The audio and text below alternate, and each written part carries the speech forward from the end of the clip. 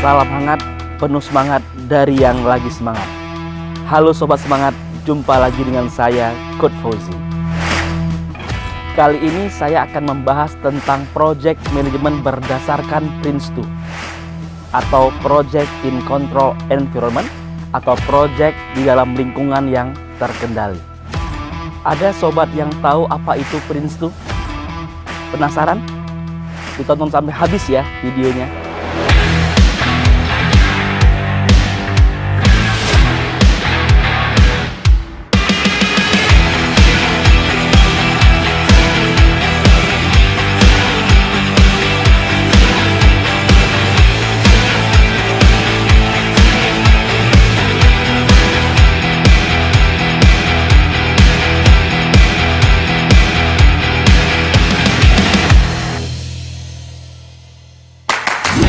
Prince2 pertama kali digunakan oleh CCTA atau Central Computer and Telecommunication Agency yang merupakan support agency pemerintahan UK di tahun 1989 yang saat itu masih bernama PROM2 atau Project Resource Organization Management Planning Techniques dan digunakan sebagai standar pemerintah UK untuk IT Project Management.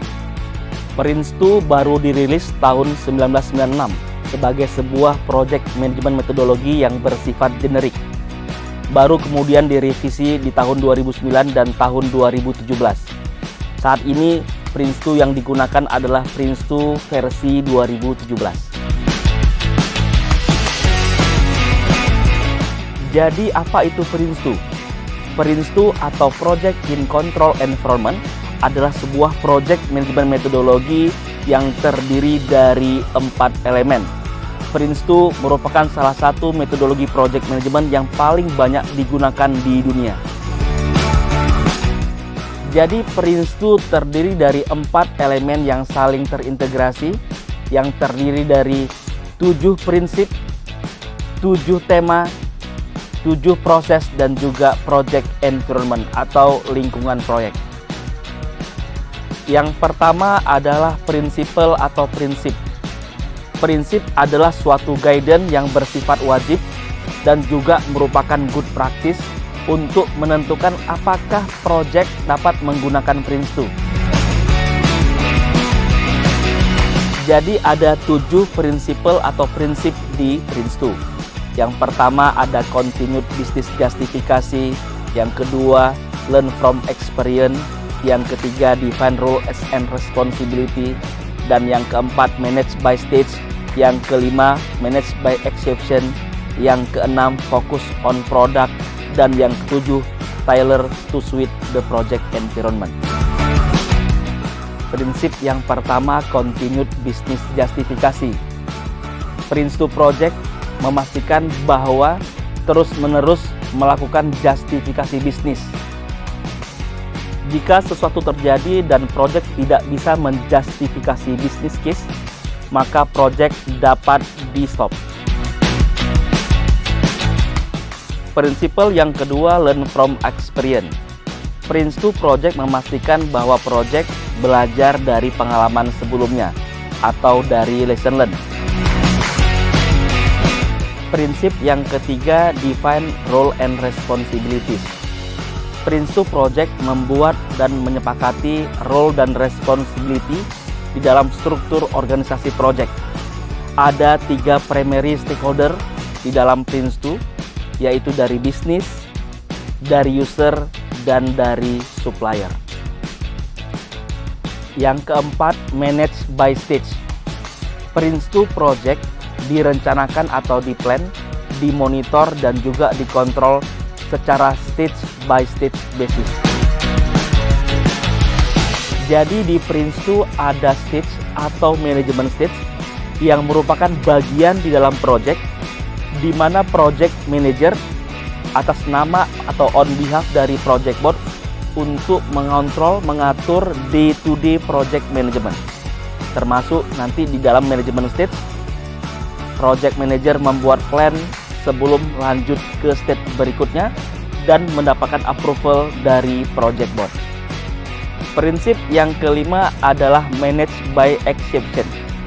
Prince2 project mendefinisikan toleransi untuk setiap project objektif dengan cara memberikan batasan delegasi authority. Prinsip yang keenam, fokus on product. Prince2 Project memastikan dalam pendefinisian dan juga delivery produk termasuk quality requirement. Prinsip yang ketujuh, tailor to suit the project environment. Prince2 harus ditailor untuk menyesuaikan dengan project environment atau kondisi project, size, kompleksitas, kapabilitas, maupun risiko. Elemen kedua di dalam Prince2 adalah themes atau tema. Tema adalah aspek-aspek project management yang mesti diadres di dalam project secara terus-menerus. Ada 7 tema di Prince2. Yang pertama ada business case, yang kedua organization, yang ketiga quality, yang keempat plan, yang kelima risk, yang keenam change, dan yang ketujuh progress. Tema yang pertama adalah business case. Business case menjawab pertanyaan mengapa atau why. Business case adalah untuk menjustifikasi untuk menjalankan project. Tema yang kedua organization. Organization menjawab pertanyaan who atau siapa yang mengerjakan. Di organization akan dibuat roles dan responsibility di dalam menjalankan project. Ada 4 level manajemen di Prince2. Tema yang ketiga quality. Quality menjawab pertanyaan what atau apa. Di sini kita akan membuat quality product yang akan di-deliver. Tema yang keempat plan. Plan menjawab pertanyaan how, bagaimana, how much, berapa biayanya, maupun when, kapan akan dikerjakan. Ada 3 plan di Prince2, yaitu project plan, keseluruhan project, stage plan, yaitu plan untuk stage tersebut saja, dan juga team plan, plan untuk tim yang akan deliver. Tema yang kelima adalah risk. Risk menjawab pertanyaan what if atau bagaimana jika terjadi. Di dalam risk kita akan membuat plan untuk mengelola risiko atau ketidakpastian. Tema yang keenam adalah change. Change menjawab pertanyaan what's the impact atau apa dampaknya terhadap perubahan. Di change kita akan melakukan langkah-langkah untuk mengakses change tersebut dan juga mengelola change. Tema yang ketujuh progress. Progress menjawab pertanyaan where are we now, where are we going. Di plan kita akan membandingkan antara actual versus plan. Elemen ketiga di Prince2 adalah proses. Proses merupakan suatu kumpulan aktivitas untuk menyelesaikan objektif tertentu. Di dalam proses ada input dan juga ada output. Ada 7 proses di Prince2. Yang pertama prosesnya yaitu starting a project. Yang kedua directing a project. Yang ketiga initiating a project. Yang keempat controlling a stage. Yang kelima managing product delivery. Yang keenam managing stage boundary. Dan yang ketujuh closing a project. Proses yang pertama starting a project. Starting a project itu di pre-project atau sebelum project mulai. Tujuan dari starting a project adalah memastikan bahwa prasyarat untuk menjalankan project pada tempatnya dengan menjawab apakah projectnya viable atau layak dan juga bermanfaat. Proses yang kedua directing a project. Tujuan dari directing a project adalah memastikan bahwa project board sebagai akuntabilitas suksesnya project. Dengan cara apa? Dengan cara project board melakukan seluruh keputusan penting dan juga melakukan seluruh pengawasan, kontrol di project dengan memberikan delegasi day-to-day project management ke project manager. Jika starting up project sebelum project mulai, maka mulai directing project itu sudah di dalam siklus sebuah project atau di dalam project. Proses yang ketiga adalah initiating a project. Tujuan dari initiating a project adalah untuk menetapkan sebuah fondasi yang solid di project dan juga memungkinkan organisasi memahami pekerjaan yang akan dikerjakan untuk membuat produk. Initiating project bisa disebut sebagai sebuah proses untuk membuat project plan. Salah satu output dari initiating a project adalah PID atau Project Initiation Documentation. Proses yang keempat adalah controlling stage.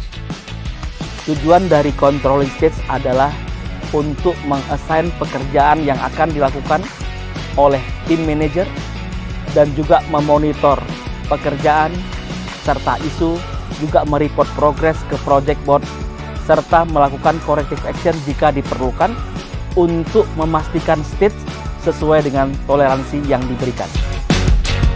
Proses yang kelima adalah managing product delivery.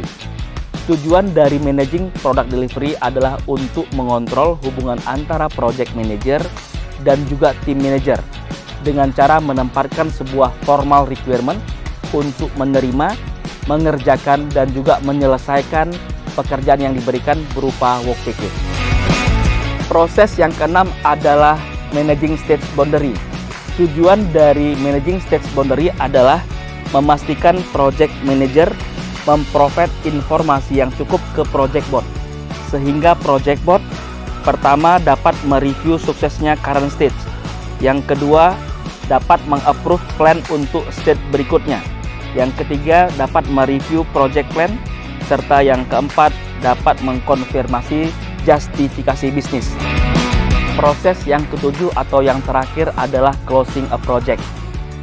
Tujuan dari closing project adalah untuk menyediakan sebuah titik tetap atau fixed point untuk penerimaan produk yang telah dikonfirmasi, dan juga untuk memastikan objektif yang ada di PID atau ada di Project Initiation Documentation telah tercapai, termasuk jika ada change yang telah di-approve. Elemen yang keempat di Prince2 adalah project environment atau lingkungan proyek.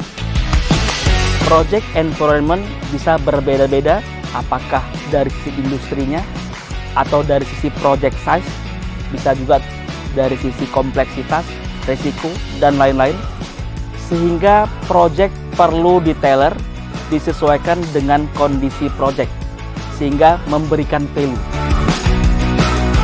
Prince2 bisa dikatakan ready to agile. Prince2 merupakan salah satu trademark dari Axelos. Sementara PeopleCert adalah penyelenggara ujian untuk Prince2. Untuk training Prince2, rekomendasinya di Authorized Training Partner atau dikenal dengan ATO, Accredited Training Organization by PeopleCert. Salah satu training partner yang ada di Indonesia untuk PeopleCert adalah eNetwork.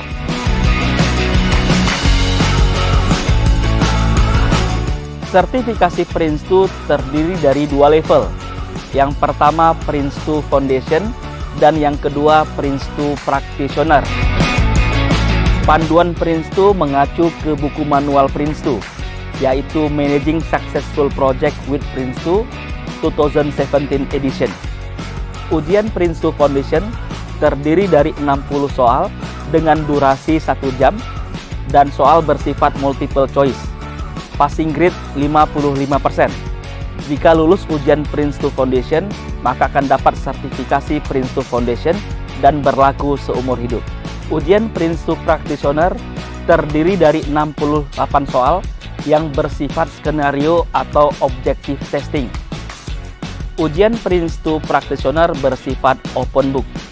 Untuk bisa mengambil Prince2 Practitioner, sobat harus memiliki prasyarat, yaitu bisa lulus ujian Prince2 Foundation atau mungkin memiliki PMP.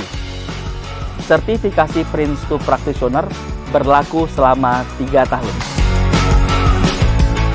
Demikian sharing saya kali ini. Semoga bermanfaat buat sobat yang sedang belajar project management atau sedang mempersiapkan ujian Prince2, baik foundation maupun practitioner. Silakan tuliskan di kolom komentar materi apa lagi di project management yang ingin sobat pelajari. Insya Allah saya akan bahas di pertemuan selanjutnya. Oke, sampai jumpa sobat semangat. Tetap semangat.